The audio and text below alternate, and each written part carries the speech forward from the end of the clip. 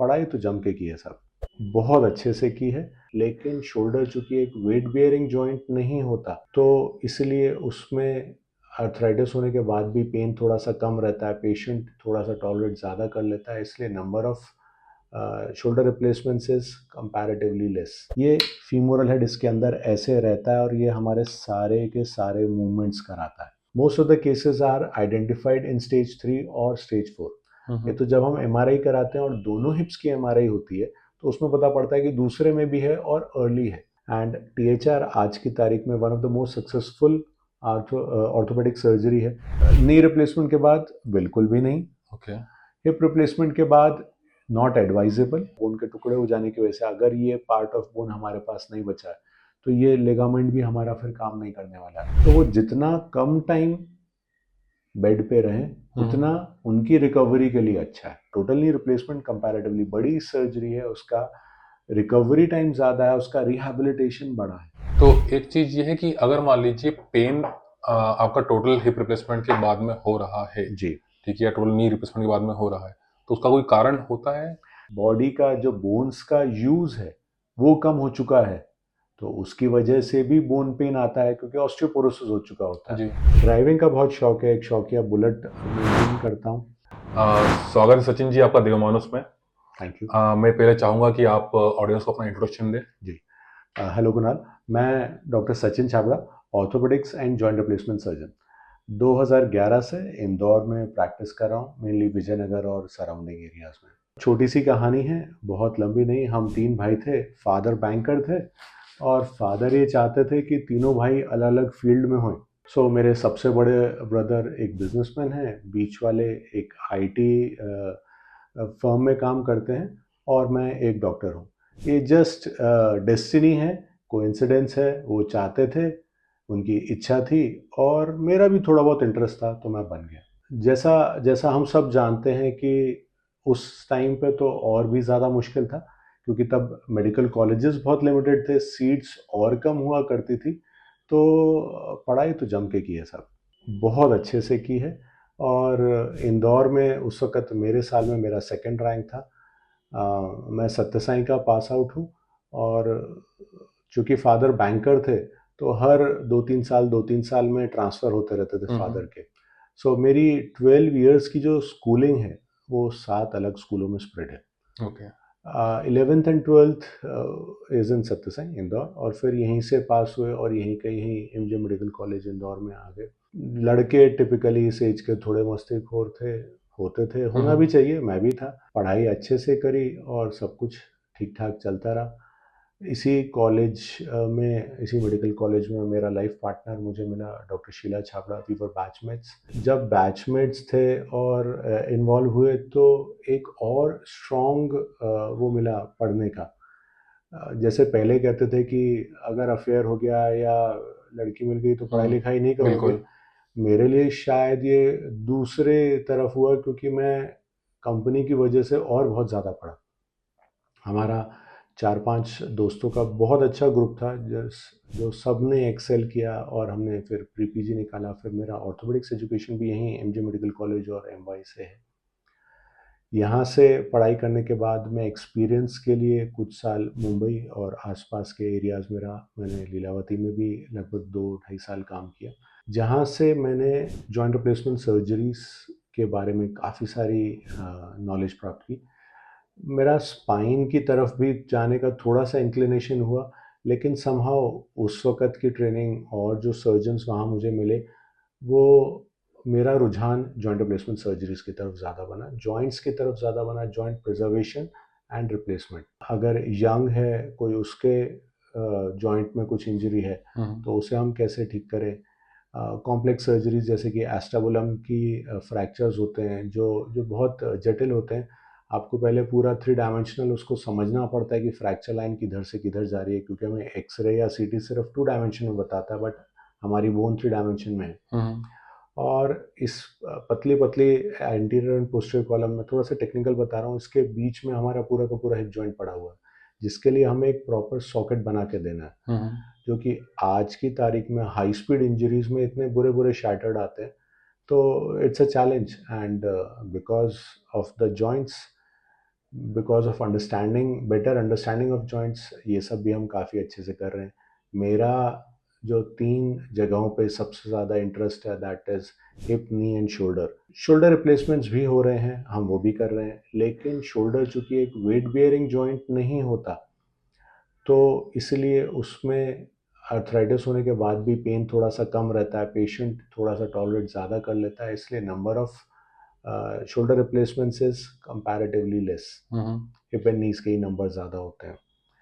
ये बॉम्बे और आसपास में ट्रेनिंग करने के बाद जब मैं वापस इंदौर आया, इंदौर में मैंने काम शुरू किया और उसके बाद फिर से मुझे एक अपॉर्चुनिटी मिली यूएस जाने की।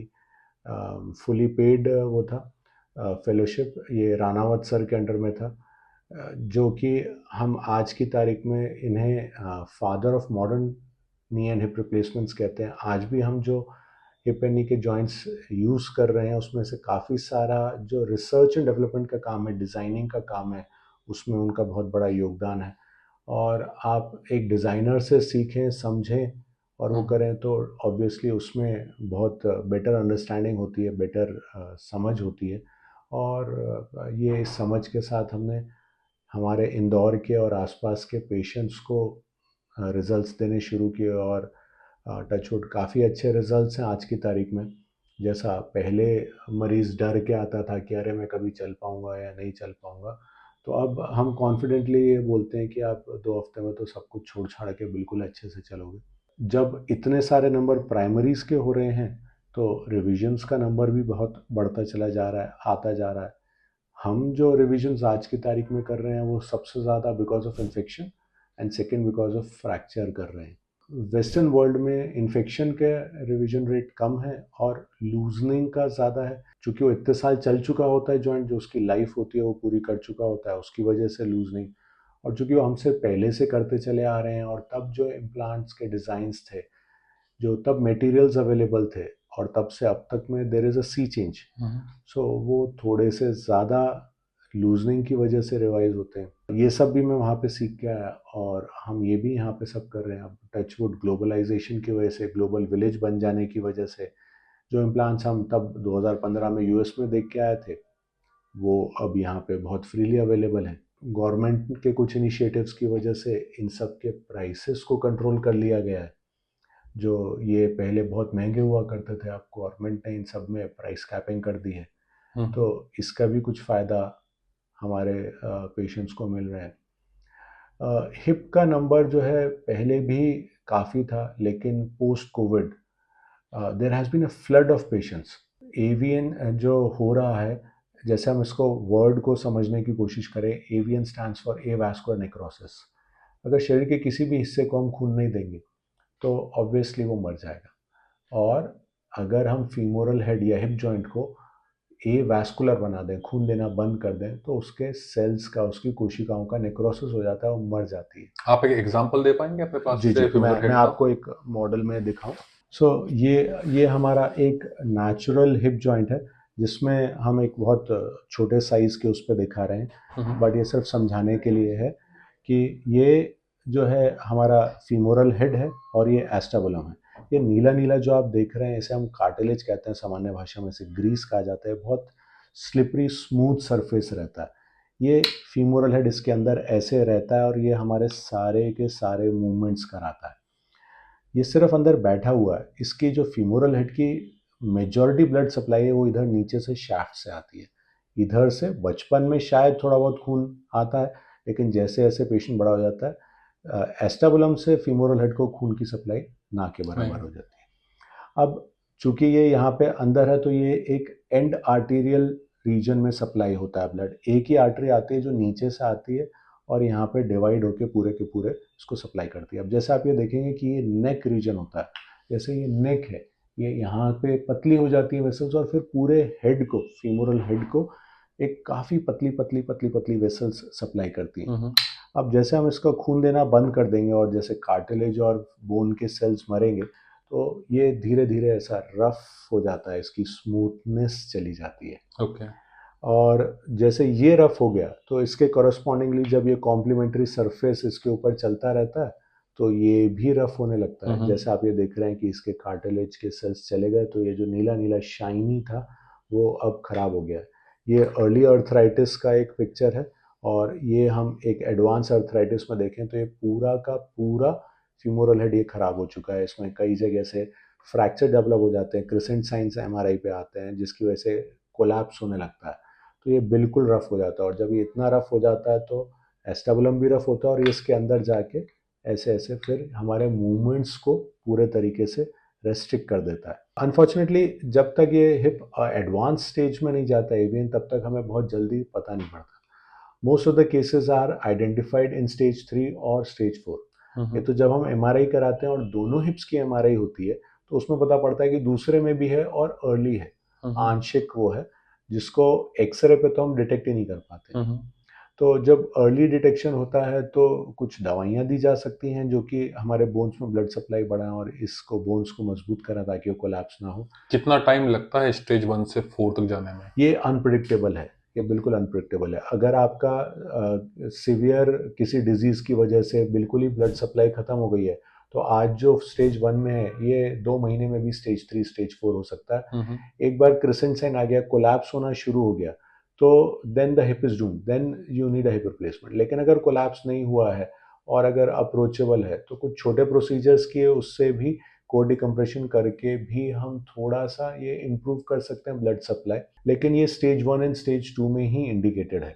ये कोर डिकम्प्रेशन क्या होता है? कोर डिकम्प्रेशन एक ऐसा प्रोसीजर होता है जिसमें हम यहाँ से इस साइड से, अगर हमारा ये part of the hip involve है, तो इधर से हम कुछ 3 ऐसे 6.4 mm के छेद बनाए, जो कि एक फ्रैक्चर मिमिक करते हैं, जिसकी वजह से जब फ्रैक्चर हीलिंग होती है तो पहले वहाँ पे इम्प्रूव ब्लड सप्लाई आती है जो कि फ्रैक्चर को हील कराती है।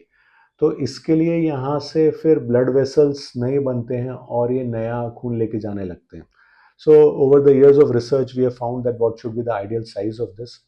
अब कोर डिकम्प्रेशन पहले किया जाता था, अब इसमें कुछ एक्स्ट्रा प्रोसीजर्स किए जा सकते हैं, जैसे कि हम हमारे ही बोन मैरो से सेल्स को निकाल लें और उसको कुछ टाइम तक, कुछ देर तक सेंट्रीफ्यूज करें, या फिर एफएफपी लें, पीआरपी लें, प्लाज्मा रिच प्रोटीन, और उसको ये छेद करके फिर उसमें इंजेक्ट करें, जिससे कि जो सेल्स हमें बोन के चाहिए, जैसे बोन मैरो है उसमें कुछ ऐसे प्लूरीपोटेंट सेल्स होते हैं। जैसे हम जानते हैं कि एक सिंगल सेल बनता है जो फर्टिलाइज हुआ होता है, उससे हमारी पूरी बॉडी बनती है। जी बिल्कुल। तो ये प्लूरीपोटेंट सेल्स जो आगे चल के और दूसरे लाइनेज ऑफ सेल्स बना सकते हैं, ये ऐसे कुछ बोन मैरो में सेल्स रहते हैं, तो इनको निकाल के इंजेक्ट किया जाता है इन कोर डिकम्प्रेशन के सेल्स को, और फिर ब्लॉक कर दिया जाता है ताकि ये जो हमने बोन मैरो का कंसंट्रेट डाला है या प्लाज्मा रिच प्रोटीन डाला है, ये वापस बाहर ना निकल जाए, अंदर ही रहे। और इसकी वजह से उसमें फिर आगे चल के नए बोन के सेल्स बनते हैं और ये नया कर लेते हैं। बट इसके भी जो रिजल्ट्स हैं, इंडिकेशंस हैं, वो सिर्फ स्टेज 2 तक ही हैं। अगर आप ऑलरेडी स्टेज 3 में आ चुके हैं तो देन आप एक ये प्रोसीजर भी करा लेते हैं और ये बहुत ज़्यादा हेल्पफुल नहीं होता। ओके। सो उस स्टेज में फिर टीएचआर करना पड़ता है। मोस्ट ऑफ द सर्जरीज जो हम करते हैं, जो एक तरफ का काफ़ी एडवांस हो चुका होता है, एक तरफ का हिप रिप्लेसमेंट करता है, और दूसरी तरफ जो कि एमआरआई ने हमें अर्ली डिटेक्ट कर लिया होता है और अप्रोचेबल होता है कि हम एक स्ट्रेट लाइन में जो हमारा कोर डिकम्प्रेस कर सकें, उस स्ट्रेट लाइन में हम उस रीजन को, जो एवास्कुलर एरिया, उसको अप्रोच कर सकें, तो दूसरी साइड का हम ये करते हैं। एंड टीएचआर आज की तारीख में one of the most successful orthopaedic surgery है, जिसमें अगर हम अच्छे सेरामिक के इम्प्लांट्स लगा रहे हैं तो हम 99-98% पेशेंट्स 15 to 20 ईयर्स तक खुश हैं इस सर्जरी से। जो उसके थोड़े से प्रिकॉशंस हैं कि आप नीचे ना बैठें, आलती पालती मार के ना बैठें, जो थोड़े से प्रिकॉशंस हैं। कुछ नए जॉइंट्स भी आए हैं, जैसे ड्यूअल मोबिलिटी जॉइंट। जी, ड्यूअल मोबिलिटी जॉइंट जो है वो एक आज की तारीख में ऐसा रिजर्व जॉइंट है जो कि अगर आपके हिप के आसपास का मस्कुलेचर थोड़ा सा वीक है, जिसमें कि डिसलोकेशन की चांसेस ज़्यादा हैं, उसके लिए, जिसमें हम जैसे ये हम प्राइमरी टीएचआर में देख रहे हैं कि एक ये बॉल इसके कप के अंदर जा रहा है, सो इसमें हमें एक के ऊपर एक दूसरे बॉल कर देते हैं, दो जगह पे मूवमेंट होता है, और डिसलोकेट होने के लिए एक जंप डिस्टेंस जो हम बात करते हैं, जैसे इसमें हम ये करें तो अगर ये इतना बाहर आ गया, the radius of the head, इतना अगर ये बाहर आ गया तो ये जंप कर सकते हैं। तो उसमें वो जंप डिस्टेंस बढ़ जाता है, Okay. जिसकी वजह से पेशेंट थोड़े से ज़्यादा मूवमेंट कर सकते हैं। लेकिन ये आज भी इंडिकेटेड नहीं है हर किसी को कि आप नीचे बैठना चाहते हैं तो आप ये कर दें। आई बिलीव इसका इंडिकेशन वही है कि अगर जैसे रिसेंटली अभी हमने किया, जिस पेशेंट को हेड इंजरी की वजह से और नेग्लेक्टेड उसकी हिप ट्रॉमा की वजह से एवीएन डेवलप हुआ, अब उसका बिकॉज ऑफ हेड इंजरी उसके मसल्स डेवलप नहीं हो पाए या मसल्स का न्यूरोलॉजिकल कंट्रोल अच्छा नहीं रहा, तो जब यहाँ के जो डिसलोकेशन को प्रिवेंट करने वाले मसल्स ठीक से काम नहीं कर रहे हैं तो he has more chances of this. So a dual mobility is indicated. जैसे पोस्ट बर्न कॉन्ट्रैक्चर वाले पेशेंट्स आते हैं या जिनके एक दो सर्जरी पहले हो चुके हैं और फिर हमें वो करना है, जिसमें हर सर्जरी में कुछ ना कुछ फाइब्रोसिस होता है, आसपास में कुछ मसल्स खराब हो जाती हैं, तो इन लोगों के लिए dual mobility is a boom. Okay. तो हम अगर हम इसमें ऐसे पेशेंट्स में नॉर्मल टीएचआर करेंगे तो हमें ही हमेशा डर लगा रहेगा कि ये डिसलोकेट कर देंगे, तो उसमें चांसेस ऑफ डिसलोकेशन लेस है। आई नो फॉर श्योर कि कुछ लोग इसको ऐसे भी यूज़ कर रहे हैं कि अरे आप तो नीचे भी बैठ जाएंगे जी। लेकिन अगर ड्यूअल मोबिलिटी डिसलोकेट होएगा नीचे बैठने में तो it will be a bigger headache. Okay. With the modern techniques हम आज की तारीख में हमारे पेशेंट्स को क्रॉस लेगेड बैठा रहे हैं, लेकिन हम सिर्फ इतना सा उनको बोलते हैं कि जब आप क्रॉस लेगेड बैठें, जैसे अभी कुछ दिनों पहले एक मेरे पेशेंट जिसका हमने टीएचआर किया था, दोनों साइड का किया था, पोस्ट कोविड ही था, वो उसका बहुत लंबा स्ट्रगल रहा आईसीयू में और बहुत मुश्किल से बच के वापस आया, जवान लड़का है। तो उसकी शादी थी और वो हिंदू रीति रिवाज के हिसाब से उसे आलती पालती मार के बैठना था, तो हमने उसे समझाया कि you don't sit on the floor, you just do some modifications in your lifestyle and आप एक छोटा सा जो मंडप बनना है आपका जहाँ पे आपको फेरे से पहले बैठ के पूजा करनी है, थोड़ा सा 18 इंच 16 इंच ऊपर कर लीजिए। तो वो उसके साथ में वो बिल्कुल अच्छे से हो गया। जब वो आया था तो बहुत डरा हुआ था कि अरे कैसा होएगा वैसा होगा, हमने उसे समझाया शायद वो नीचे भी बैठ जाता तो हम उसे बैठने देते, क्योंकि ये एक परफेक्टली डन हिप था, लेकिन मेरे लिए ये डर बना रहता है कि मैंने उसे एक बार बैठने दिया तो वो रोज बैठने लग जाए। जी बिल्कुल। So this is not a thing that we should, as a surgeon, as an orthopedic surgeon, as his joint replacement surgeon, I should allow him. Okay. हम इसको ट्रेन नहीं कर सकते योगा या फिर एक्सरसाइज के जरिए कि हम रोज कोई एक्सरसाइज करें और वो जॉइंट जो है उस देखिए वो जो मसल्स जिसको हम काट के घुसते हैं, और जैसे हमारा फीमोरल हेड अगर मैं आपको इसी मॉडल पे दिखाऊं तो ये इतना बड़ा हेड है, लेकिन चूंकि हम जब टीएचआर करते हैं और इसमें हम अंदर की तरफ एक कप लगा देते हैं, तो जो हमारा हेड होता है वो हेड का साइज छोटा हो जाता है। ओके। तो हेड का साइज छोटा हो जाने की वजह से और जो हमने मसल्स और कैप्सूल जो कट किया है, हम कितने ही अच्छे से वो कर लें तो वो थोड़ा सा डर तो बना रहता है। ये ऑल्दो डिसलोकेशंस के चांसेस इनिशियली ज़्यादा होते हैं और बाद में कम होते हैं, and I know for sure कि बहुत सारे पेशेंट्स ऐसे नीचे बैठ रहे हैं, लेकिन मैं अभी भी पेशेंट्स को तो मना ही करेंगे जी। अच्छा, कितना टाइम मैं किसी भी मेरे पेशेंट को ये नहीं बोल सकता हूँ कि भैया तुम स्मोक कर लो, मैं उसे मना ही करने वाला हूँ, बिल्कुल, because that is not good, not just for the bones but for the whole body. Okay. Similarly ये डिसलोकेशन हमारे लिए एक बहुत बड़ी चुनौती बन सकता है, क्योंकि एक बार डिसलोकेट किया वो रिड्यूस हो जाएगा, लेकिन फिर वो रिकरेंट डिसलोकेटर बन सकता है। ओके। तो हम इस डायरेक्शन में पेशेंट को जाने ही क्यों दें जब वो आगे की तरफ वो, जैसे हम ग्लोबल विलेज की बात कर रहे हैं, हम धीरे धीरे वेस्टर्नाइज्ड होते चले जा रहे हैं। जैसे हम ये बोलते हैं कि योगा इंडिया का बहुत अच्छी चीज़ है, सो इसलिए वर्ल्ड में सब तरफ मिलता है। जब मैं न्यूयॉर्क में था तो सेंट्रल पार्क के बहुत नज़दीक रहता था और मैं वहाँ बहुत घूमने जाता था, and I have seen my self कि 3 अलग अलग जगह पे योगा की क्लासेस रेगुलरली लगती थी जी। तो अगर इंडियन टैलेंट इतना अच्छा होता तो ये भी दुनिया भर में फैलना चाहिए था, लेकिन ऑन द कॉन्ट्ररी हम जब देखते हैं तो इंडिया से ही इंडियन टॉयलेट गायब होता चला जा रहा है। लेकिन जापान में शुरू हो गया। वो थोड़े से मॉडिफिकेशंस के साथ, जो वो आप पेट पे प्रेशर देने की बात करते हैं कि आपका बैठ के वो एंगल सही आता है, तो उसके लिए वो पैर जहाँ पे हमारे रहते हैं उस पे एक लगा के ऊपर उठा लेते हैं, प्लेटफॉर्म सा लगा के, so that your pressure is good. ये सिर्फ हम इस बात के लिए नहीं कह रहे हैं कि यंगर एज में दिक्कत होएगा, जैसे जैसे हमारी पॉपुलेशन ओल्ड होती चली जा रही है, एल्डरली में नीचे बैठना और उठना नीज के लिए पेनफुल होने वाला है। जी, तो जॉइंट रिप्लेसमेंट के बाद में हम इंडियन टॉयलेट यूज़ कर सकते हैं या प्रॉब्लम आएगी? नी रिप्लेसमेंट के बाद बिल्कुल भी नहीं। ओके। हिप रिप्लेसमेंट के बाद नॉट एडवाइजेबल, हुँ। बट कुछ लोग करते हैं, जो करते हैं वो कर रहे हैं। जी। जी, एडवाइजेबल नहीं है इंडियन टॉयलेट यूज़ करना आफ्टर जॉइंट रिप्लेसमेंट। देखिए, ये लोग जो जो जॉइंट्स डिज़ाइन हुए हैं, ये मोस्टली वेस्टर्न वर्ल्ड ने डिज़ाइन किए हैं। हुँ। ये वो इंडियन टॉयलेट्स नहीं यूज़ करते हैं। जी, उन्होंने बिल्कुल। ऐसा कुछ डिज़ाइन नहीं किया कि जो वो लोग करते नहीं हैं उसमें भी यूज़ किया जा सके। हुँ।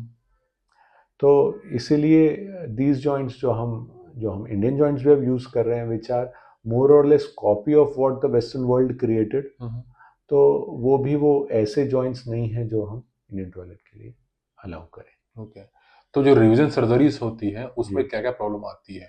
देखिए, रिवीजन में अगर हम हिप की रिवीजन की बात करें, तो अगर फीमोरल साइड की वजह से रिवाइज किया जा रहा है तो फीमर में तो फिर भी हमें थोड़ी बहुत बोन मिल जाती है। लेकिन हुँ। अगर हम एस्टाबुलम की बात करते हैं, तो एस्टाबुलम में बहुत छोटी सी बोन होती है, तो उसको रिकंस्ट्रक्ट करना ताकि हम एक नए कप को वहाँ पे जाके बैठा सकें, ये अपने आप में एक चैलेंज है। एस्टाबुलम कौन-सा होता है पार्ट? एस्टाबुलम, ये कप जो है हम ओके। इसे एस्टाबुलम कह रहे हैं, जिसमें एस्टाबुलर कंपोनेंट लग रहा है। जी। सो अगर आप इसको थ्री डायमेंशन में इमेजिन करें, तो यहाँ से यहाँ के बीच में एक पतली सी प्लेट ऑफ बोन है, हुँ। और ये जो है, ये आगे का कॉलम और ये पीछे का कॉलम, हुँ। इन दोनों कॉलम्स के बीच में आके फिक्स हो रहा है। ये रूफ है, ये मीडियल प्लेट है, ये इंफीरियर है। इंफीरियरली बहुत ज़्यादा अच्छी बोन होती नहीं है, एंटीरियर, सुपीरियर एंड पोस्टीरियर में ही बोन होती है। ओके। और ये इधर की तरफ से बोन लॉस होने लगता है तो अंदर की तरफ जाने लगता है। तो ये सारी की सारी बोन को रिकंस्ट्रक्ट करना एक चैलेंज है, और इसके लिए कुछ नए इम्प्लांट्स हमारे पास, वेजेस और ये सब कुछ आ गए हैं, कोन्स आ गए हैं। इसके ऊपर एक हम अलग से दूसरा एक बड़ा कप लगा सकते हैं, जिसको हम ऊपर, इधर, पीछे और नीचे बोन से फिक्स करके फिर उसके अंदर एक कप बैठा सकते हैं। बट ये कंपैरेटिवली ज़्यादा बड़ी सर्जरीज हो जाती हैं, हुँ। ये डिफ़िकल्ट सर्जरीज हो जाती हैं, और चैलेंजिंग हो जाती हैं। अब बोन स्टॉक अगर अच्छा मिल गया तो ये बहुत अच्छा हो गया। फीमर में चूँकि हमारे पास लंबी बोन है, जो कि अल्टीमेटली इतने तक की हड्डी अच्छी नहीं मिली, चलो आगे वाली पकड़ लो, जी। उसके आगे वाली पकड़ लो, तो वो हो जाता है। लेकिन अल्टीमेटली अगर 2-3 रिवीजन हो जाएँ फीमर साइड में भी, तो भी पूरी की पूरी हड्डी खराब हो चुकी होती है। हुँ। नी जॉइंट में फॉर्चुनेटली ऐसा पतला छोटा कप हमारे पास नहीं है, ऊपर और नीचे दोनों तरफ बोन है। लेकिन नी हम जितनी बार ज़्यादा ऑपरेट करते चले जाते हैं, वो स्टिफ ज़्यादा होता चला जाता है। उसके जो लिगामेंट्स हैं, जो कि हमारे नी रिप्लेसमेंट को बैलेंस करते हैं, इसमें भी अगर मैं आपको एक मॉडल पे समझाऊं, हुँ। तो ये हमारे मीडियल और लेटरल जो लिगामेंट्स हैं, जी। जो हम प्राइमरी नी रिवीजन में बचाने की कोशिश करते हैं और बचते हैं, हुँ। लेकिन जब इन्फेक्शन की वजह से या बोन लूजनिंग की वजह से या बोन के टुकड़े हो जाने की वजह से अगर ये पार्ट ऑफ बोन हमारे पास नहीं बचा है, तो ये लिगामेंट भी हमारा फिर काम नहीं करने वाला है। तो टू बैलेंस द नी, इस पे पिवट हो रहा है, इस पे मूवमेंट कर रहा है और इसको स्टेबिलिटी दे रहा है, ये इधर और इधर खुलने पे नहीं खुल रहा है, जी। तो ये लिगामेंट ही काम कर रहा है। हुँ। फिर इसके लिए फिर आपको अलग हिंज नी पे जाना पड़ता है। हिंज जितने ज़्यादा हम, जैसे ये बोले कि गाड़ी में हम जितने ज़्यादा मूवमेंट करने वाले पार्ट्स लगाएंगे उतने ज़्यादा खराब होंगे। जी। तो ऐसे ही रोटेटिंग हिंज या हिंज जब हम लगाते हैं, तो जब हम इसके मूवमेंट को रिस्ट्रिक्ट करना चाहते हैं, तो उस पर थोड़े से स्ट्रेसेस आते हैं। ये तो लिगामेंट्स के जाने की वजह से चैलेंजेस है। अब अगर यहाँ पे इतना बोन नहीं है और फिर हमें ऊपर लेके जाना है, तो जो प्राइमरी इम्प्लांट्स हैं वो हम सीमेंट से यहाँ पे फिक्स कर लेते हैं। हुँ। तो अब यहाँ पे अगर हड्डी ही नहीं बची, तो हमें फिर ऊपर शाफ्ट की बोन से इसको पकड़ना पड़ेगा, जी। तो जिसमें इसके लूजनिंग के फिर चांसेस ज़्यादा हैं, क्योंकि जितना दूर से हम इसको पकड़ रहे हैं उतना यहाँ के स्ट्रेस वहाँ पे ज़्यादा जाएंगे। इसमें भी कुछ स्टेज होती है जिसमें आपको नी रिप्लेसमेंट में मतलब अच्छा रहता है अगर आप उस टाइम पे करें तो, और लेट अगर करेंगे तो ज़्यादा प्रॉब्लम होगी? देखिए, नी रिप्लेसमेंट की अगर हम बात करें, तो जो नी रिप्लेसमेंट सर्जरी है, एक लाइफस्टाइल सर्जरी है। आपको अगर बहुत ज़्यादा दर्द हो रहा है, तो उस पे हमें ये करना चाहिए। आपकी चाल खराब हो रही है, आपके रोज़मर्रा के डे टू डे एक्टिविटीज़ जो हैं, वो आपके रेस्ट्रिक्ट होते चले जा रहे हैं, तो हमें इसके बारे में सोचना चाहिए। जो जितने भी नी रिप्लेसमेंट के पेशेंट्स हैं वो थोड़े से कंपैरेटिवली ओल्ड हैं। और जैसे हमारा एक इंजन है, हमारा एक सीपीयू है, हम उसे चलाते रहेंगे, वो चलता रहेगा। आप एक कंप्यूटर को कुछ समय तक बंद करके छोड़ें, वो उसमें कुछ ना कुछ गड़बड़ होनी जी। स्टार्ट हो जाती है। सो जो हमारे एल्डरली हैं, जो जो 60 साल का एक व्यक्ति है, जो अब तक बाहर थोड़ा वॉक करने जाती थी, जो कम्युनिटी एम्बुलेटर जिसे हम कहते हैं, अच्छे से चलती फिरती थी, अब वो पेन की वजह से बाहर जाने को तैयार नहीं है। उसे डर लगा रहता है कि वो आड़ी टेढ़ी होके चल रही है, वो कहीं गिर ना जाए, या एक आध बार बाई चांस गिर जाते हैं, गॉड फॉरबिड अगर ऐसे में फ्रैक्चर हो जाए तो फिर हिप फ्रैक्चर बहुत कॉमन है ऐसे में, और फिर जी उसकी बिल्कुल। इमरजेंसी सर्जरी करनी पड़ती है। अब ऐसे में पेशेंट का हिप फ्रैक्चर तो हील हो जाता है, पेशेंट वापस चलने के लिए तैयार हो जाता है, लेकिन ऐसे पेशेंट्स के मन में जो डर आके बैठ जाता है कि मैं फिर से चलूं और फिर से गिर ना जाऊं, तो ऐसे में अगर हम इस स्टेज पे आने से पहले उनका नी रिप्लेसमेंट कर दें और उनके नी को वापस ठीक कर दें, तो ये उनमें जो डिप्रेशन की भावना आती है वो सब आने से हम बचा लेते हैं। और जो कम्युनिटी एम्बुलेटर रहता है, हम उसे कम्युनिटी एम्बुलेटर बने रहने देना चाहते हैं। अगर ये नहीं करते हैं तो धीरे धीरे वो कम्युनिटी एम्बुलेटर से होम एम्बुलेटर बन जाता है, क्योंकि बाहर जाने में उसे दर्द हो रहा है। कोई भी डॉक्टर इतनी दर्द की दवाइयाँ नहीं देना चाहता है कि आपकी किडनी लिवर खराब हो जाए जी। और उसके बाद भी आपकी जो चाल ऐसे आड़ी टेढ़ी होके चल रही है वो तो वैसी ही रहेगी, जी आपका बिल्कुल। सिर्फ दर्द जाने वाला है उस दवाई से। सो जो कम्युनिटी एम्बुलेटर था वो होम एम्बुलेटर बना, फिर होम एम्बुलेटर से वो रूम एम्बुलेटर बन गया। आप अपने आप से अपने सिस्टम को शट करते चले जा रहे हैं, क्योंकि ऐसे एल्डरली हमें बोलते हैं कि नहीं बाहर नहीं आ रही, मैं मेरे को खाना भी यहीं दे दो, मैं बाहर नहीं आ रही, जी मेरे बिल्कुल। गोड्डे दुख देना है।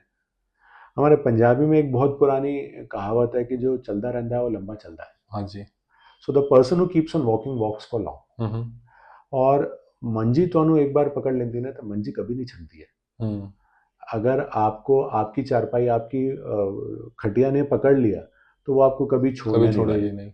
So this is, as an orthopedic surgeon, it is my responsibility to make my patient walk as naturally as possible, as early as possible. This is not just for the joint replacement surgery. This is also for the orthopedic trauma fracture surgery as well. मैं उसे अगर 1.5-2 महीने लिटा के रखूंगा तो फिर तो मेरे को स्पेशली ओल्ड में, स्पेशली एल्डरली में वापस खड़े करके चलाना उतना ही मुश्किल होने वाला है। जी बिल्कुल। तो वो जितना कम टाइम बेड पे रहें उतना उनकी रिकवरी के लिए अच्छा है। बिल्कुल। सो हम अगर पेशेंट चल नहीं पा रहा, जैसे हम टिपिकली जो आज के हमारे पास ओल्ड एज वाले आ रहे हैं 60, 65, 70 वाले, ये इन्होंने बहुत कुछ देखा है, बहुत कुछ सहा है, from partition to British rule to everything, and mentally they are very strong females, they are very strong males. So वो बोलते नहीं है कि हमें बहुत दर्द है, वो मेजॉरिटी ऑफ द पेशेंट्स वो यही बोलते हैं कि नहीं I am pain wise I am comfortable, दर्द इतना नहीं है। बट आपको ये समझना है कि वो चल नहीं पा रहे हैं, उनकी चाल कैसी होती चली जा रही है। आप उनको बोलें अपने सामने खड़े करके कि आप तो मेरे सामने से 100 फीट चल के आके बताइए। हाँ जी। और उस पे उनके फेशियल एक्सप्रेशंस, जैसे हमारी जनरेशन जो है वो बहुत जल्दी कंप्लेन करती है, अरे मुझे तो पेन हो रहा है। बिल्कुल। लेकिन जो ऊपर वाली हमारी जनरेशन है वो इतनी जल्दी कंप्लेन नहीं करती है। वो बाकी सारी चीज़ें भी आपको देखना उतना ही इक्वली इम्पोर्टेंट है। आज की तारीख में हम एक सिग्निफिकेंट इन्वॉल्वमेंट के बारे में भी मैं आपको बताना चाहूँगा, जैसे हम यूनिकॉन्डाइलर नी रिप्लेसमेंट या पार्शियल नी रिप्लेसमेंट कह रहे हैं, जिसमें क्या दो होता है ये जी यूनिकॉन्डाइलर? जैसे जैसे हम इसमें देख रहे थे कि हम ये पूरा का पूरा घुटना रिप्लेस कर रहे हैं, क्योंकि जैसा हम इसमें देखें तो ये पूरा का पूरा घुटना खराब हो रहा है। ये पूरा medial and lateral femoral condyle, medial and lateral tibial condyles खत्म हो रहे हैं। लेकिन एक सिग्निफिकेंट पोर्शन है पॉपुलेशन का जिसमें सिर्फ और सिर्फ ये मीडियल कॉन्डाइल, जो दोनों घुटने के पास का हिस्सा है, वो ही इन्वॉल्व होता है। इसके कुछ स्पेसिफिक इंडिकेशंस हैं कि आपका इधर वाला हिस्सा जॉइंट का बिल्कुल अच्छा होना चाहिए, आपके लिगामेंट्स जो हैं अंदर के वो अच्छे होने चाहिए। रोमेटॉइड अर्थराइटिस जिसे गठियाबाई जो बोला जाता है, ये इस तरह की बीमारी नहीं होनी चाहिए, और मेनली इतना ही हिस्सा इन्वॉल्व है। तो एक ये कंपैरेटिवली छोटी सर्जरी है जिसमें हम सिर्फ और सिर्फ जो इन्वॉल्व हिस्सा है ओके। सिर्फ उसी को कर रहे हैं कि ये आगे का यहाँ तक भी नहीं चेंज किया जाता, क्योंकि पटेलोफीमोरल जॉइंट भी इतना इन्वॉल्व नहीं होता। It is just the medial femoral weight bearing area, medial tibial hmm. And the ये अपना कार्टिलेज मेनिस्कल। ये ऑक्सफोर्ड नी के नाम से इंडिया में बहुत अच्छे से मार्केट किया जा रहा है। ये पार्शियल नी रिप्लेसमेंट है, और दो अलग एज ग्रुप के लोग इसके लिए बहुत ज़्यादा आ रहे हैं। एक कंपैरेटिवली जो यंगर हैं, जो अभी 60 के नहीं हुए हैं, 55 के नहीं हुए हैं, और सिग्निफिकेंट अर्थराइटिस डेवलप हो गया है, जिसके लिए शायद कुछ लाइफस्टाइल, कुछ ओवरवेट, कुछ लैक ऑफ एक्सरसाइज, या फिर कुछ हमारे जेनेटिक रीजंस जिसकी वजह से हमारा कार्टिलेज उतना अच्छा नहीं है, जो ये खराब कर देते हैं। कितना परसेंटेज होता है जेनेटिक का या फिर आपके लाइफ स्टाइल का? देखिए, अगर आपका वेट ज़्यादा है हम्म। तो वही एक बहुत बड़ा रीज़न हो जाता है। आपका एक सेडेंटरी लाइफस्टाइल है, तो शायद आज आप 30-40 साल के हैं और आपको इतना ही खराब वो नहीं लग रहा। हम्म। लेकिन जो कि आपका एक सेडेंटरी लाइफस्टाइल डेवलप हो गया है, तो आगे चल के जो आप 50 के जब तक होंगे, तब तक इसकी वजह से आपका हालत खराब होनी शुरू हो चुकी होगी। जी। जेनेटिकली हम ऐसा बोलते हैं कि कंपैरेटिवली जो इंडियंस हैं, इनके नी के कार्टिलेज उतने अच्छे नहीं है जितने कि हिप के कार्टिलेज हम लोग के अच्छे हैं। हम्म। सो जैसे वेस्टर्न वर्ल्ड में हिप रिप्लेसमेंट्स प्राइमरी अर्थराइटिस की वजह से ज़्यादा होते हैं, ओके। एवियन की वजह से नहीं। हमारे हिप रिप्लेसमेंट्स एवियन की वजह से ज़्यादा है, प्राइमरी अर्थराइटिस की वजह से कम है। बहुत कम है, ना के बराबर है। हम्म। लेकिन हमारे नी के प्राइमरी अर्थराइटिस बहुत सिग्निफिकेंट है, क्योंकि फीमेल्स में स्पेशली कार्टिलेज की क्वालिटी उतनी अच्छी नहीं है। जी। तो ये एक कंपैरेटिवली बहुत छोटी सर्जरी है, जिसमें हॉस्पिटल स्टे बहुत छोटा है, इंसिजन बहुत छोटा है, रिकवरी टाइम बहुत फास्ट है, क्योंकि इसमें जो नेचुरल लिगामेंट्स हैं, जो दोनों बाहर के और ये अंदर वाले आगे और पीछे वाला, ये सारे के सारे लिगामेंट्स प्रिजर्व किए जा रहे हैं। हम्म। जिन जिन लिगामेंट्स पे हमारे कुछ प्रोप्रियोसेप्शन के सेंसर्स होते हैं, जो हमें हमारे नेचुरल जॉइंट की फीलिंग देते हैं, जो हमें ये अंदर और आगे और पीछे वाला जो है लिगामेंट, ये टोटल नी रिप्लेसमेंट करते हुए हटाना पड़ता है, ताकि हम हमारे जॉइंट के इम्प्लांट्स को बैठा सकें। तो after a very good done total knee also, patient feels that this is not a natural knee, जो कि इसमें नहीं होता। ओके। तो एक जो एज ग्रुप हुआ जो कंपैरेटिवली यंगर पेशेंट्स का हुआ, और दूसरा एज ग्रुप जो कंपैरेटिवली एल्डरली का है, जो 70s में है या अर्ली 80s में आ गए, जिनको अब जाके अर्थराइटिस डेवलप होना स्टार्ट हुआ है, जो 60s में नहीं हुआ, जो कि मेडिकली इतने फिट नहीं है कि हम इतनी बड़ी सर्जरी करें, क्योंकि एक टोटल नी रिप्लेसमेंट कंपैरेटिवली बड़ी सर्जरी है, उसका रिकवरी टाइम ज़्यादा है, उसका रिहैबिलिटेशन बड़ा है। कितना रिकवरी टाइम होता है दोनों का, पार्शियल का या फिर? पार्शियल में हम 2 हफ्ते बाद पेशेंट्स को बिल्कुल सब कुछ करने के लिए छोड़ सकते हैं। इसमें पेशेंट्स नीचे भी बैठ जाते हैं। तो 2 हफ्ते तक जो है वो ऑब्जर्वेशन में रहेंगे? ऑब्जर्वेशन नहीं, मतलब ऑब्जर्वेशन में तो हॉस्पिटलाइज तो 1.5-2 दिन के लिए ही रहने ओके। वाले हैं। लेकिन जो उसके बाद पहले हम बहुत जल्दी उनको स्टिक पे शिफ्ट कर लेते हैं, बहुत अच्छे से वो जल्दी एक्सरसाइज कर पाते हैं। नी रिप्लेसमेंट में फिजियोथेरेपी का एक बहुत इंपॉर्टेंट रोल है, जो कि थोड़ा लंबा चलता है। जो रिकवरी पीरियड हम 4 to 6 वीक्स मान के चल रहे हैं, जिसमें हॉस्पिटल स्टे भी बड़ा है, और बिकॉज जो हमारा सर्जिकल इंसिजन बड़ा है, हम बोन को 6 अलग अलग जगह से कट कर रहे हैं, so it's a painful surgery. Patient को शुरू के कुछ दिन पेन ज़्यादा होता है, जितना नॉर्मल वो अर्थराइटिस का पेन लेके आता है उससे ज़्यादा पेन रहता है। ओके।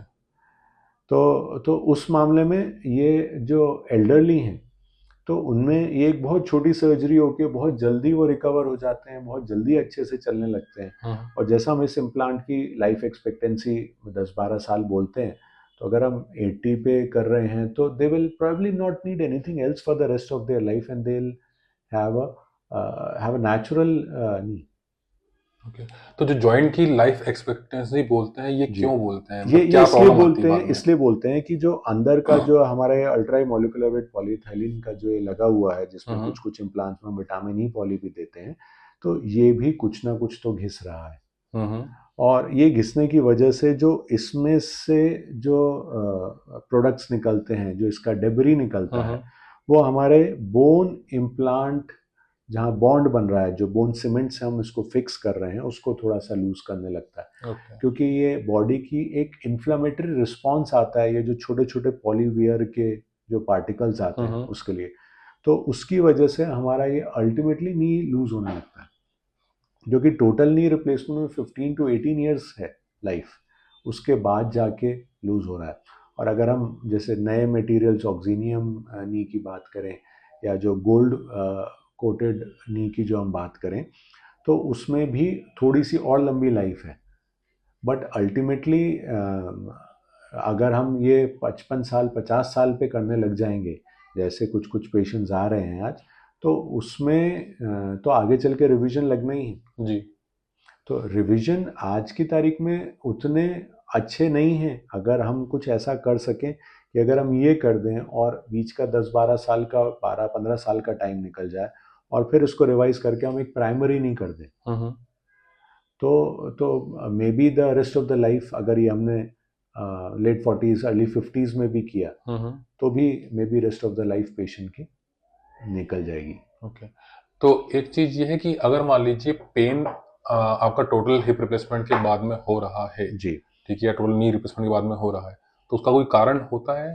देखिए, टोटल हिप या नी के जो सर्जरी के बाद के कुछ पेन्स हैं, वो नी के पेन कुछ अलग कॉमन रीजंस की वजह से हैं, जो कि stiffness around the knee joint है। आपको कितना सॉफ्ट टिश्यू रिलीज करना पड़ा है, क्योंकि कितना खराब होके नी आपके पास आया सर्जरी के लिए, हम्म।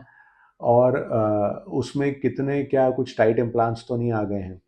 जो काफ़ी सारे ऐसे पेशेंट्स जो नी के साथ ऐसे आड़े टेढ़े बहुत लंबे समय से चलते रहते हैं, जी। उनमें कुछ ना कुछ स्पाइन में भी डिजनरेशन आने लग जाता है। ओके। और जब ये स्पाइन का डिजनरेशन आने लग जाता है, तो वो स्पाइन से जो नर्व इरिटेट होके उसका पेन नीचे तक आ रहा है, हम्म। तो वो भी एक सिग्निफिकेंट कंपोनेंट हो सकता है। हम्म। और अगर पहले से ही आपको प्रॉपरली एग्जामिन नहीं किया गया है, और आपका स्पाइन का कंपोनेंट पेन का ज़्यादा था और नी का कम था, क्योंकि ये दोनों लगभग सेम एज ग्रुप में आ रहे हैं, जी। और आपने नी एड्रेस कर दिया और स्पाइन को एड्रेस नहीं किया, तो patient is going to feel कि मेरा तो दर्द वैसा का वैसा ही बना हुआ है, क्योंकि हम्म। आपने प्राइमरी पैथोलॉजी जो स्पाइन थी उसको तो एड्रेस ही नहीं किया। बिल्कुल। तो ये कुछ एक रीजंस हो सकते हैं जो नी रिप्लेसमेंट के बाद। एक और बहुत कॉमन जो रीज़न होता है, जो कि बोन्स इतनी वीक हो चुकी होती हैं ओवरऑल, तो ऑस्टियोपोरोसिस जो हड्डी उम्र के साथ घिस रही है, उसके साथ में खोखली भी हो रही है, हम्म। तो वो भी कुछ पेन देती है, तो उसको भी आपको एड्रेस करना है। ऐसे पेशेंट्स वो भी हैं जो बहुत ज़्यादा समय से बहुत अच्छे से चल नहीं रहे हैं, एक्सरसाइज नहीं कर रहे हैं, हम्म। तो चूंकि बॉडी का जो बोन्स का यूज़ है वो कम हो चुका है, तो उसकी वजह से भी बोन पेन आता है, क्योंकि ऑस्टियोपोरोसिस हो चुका होता है। जी। जब हम ये सर्जरी करते हैं और उस वक्त जब हम बोन कट्स लेते हैं और उसमें हमें लगता है कि ये तो बहुत आसानी से कट हो रही है बोन, या जैसे एल्डरलीज हैं, स्पेशली पोस्ट मेनोपॉजल जो ऑस्टियोपोरोटिक फीमेल्स हैं, हम्म। तो उसमें उसके लिए भी अगर आपने ट्रीटमेंट नहीं दिया, तो बोन पेन कैन परसिस्ट और osteoporosis pain can come after the surgery. Okay. But stiffness around the joint is also very common. कुछ तो ऐसे भी। सर्जरी के बाद में अगर मान लीजिए किसी भी कारण से पेन होता है, जी, तो उसको फिर मैनेज कैसे करते हैं? वापस जी, सर्जरी करने की जरूरत पड़ती है? जी, अगर वो लूजनिंग की वजह से पेन है या इन्फेक्शन की वजह से पेन है, तो ये सर्जरी करने की ज़रूरत पड़ सकती है। अगर पेशेंट जैसे गठियावात के वाई के जो जो हम कहते हैं कि सीरो नेगेटिव स्पॉन्डाइलो आर्थ्रोपैथीज रहते हैं, सीरो नेगेटिव आर्थराइटिस रहते हैं, जिनमें कि आर ए फैक्टर नेगेटिव होते हुए भी उनको लक्षण सब रूमेटॉइड के हैं, और आप रूमेटॉइड का ट्रीटमेंट नहीं दे रहे हैं सर्जरी के बाद भी, तो भी जो जो प्राइमरी पैथोलॉजी है, जो गठियावात था, आपने उसको ट्रीट नहीं किया, तो फिर वो वही पेन हो जाएगा। जी। So what is the reason of this pain, ये आपको समझना, अंडरस्टैंड करना, और उसके हिसाब से उसको ट्रीट करना है। जो हिप के पेन्स होते हैं, वो चूंकि हम hip replacements comparatively younger age group में, यंगर पॉपुलेशन में कर रहे हैं, तो उसमें स्पाइन से आने वाले पेन कम होते हैं। हम्म। लेकिन जैसे हम हिप्स सर्जरीज जो आज की तारीख में की जा रही हैं, वो अनसीमेंटेड ज़्यादा की जा रही है, तो जो ये अनसीमेंटेड इम्प्लांट की वजह से अगर कुछ ज़्यादा टाइट जा रहा है, ज़्यादा कुछ ठोका-पीटी करनी पड़ रही है प्रॉपर साइज़ उसके लिए, तो उसमें कुछ बोन को थोड़ी-मोड़ी इंजरी होके जो शुरू के कुछ दिन का दर्द है, वो आप बोन स्ट्रेंथनिंग मेडिसिन्स देंगे या इस तरह का कुछ छोटा-मोटा हुआ है तो वो जनरली सेटल हो जाते हैं। लेकिन फिर अगेन सेम, अगर जैसे नी की तरह हिप भी इन्फेक्ट हुए हैं, तो अगर इन्फेक्शन की वजह से पेन है या इम्प्लांट माल पोजिशन की वजह से पेन है, तो that may require a revision surgery as well. Okay.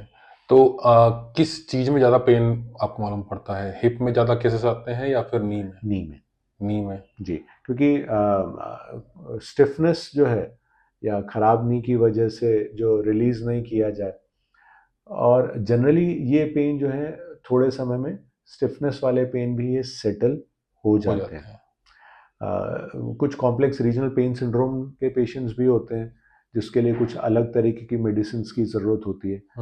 आपको ये अंडरस्टैंड करना है, डायग्नोस करना है और उसको अकॉर्डिंगली ट्रीट करना है। ओके।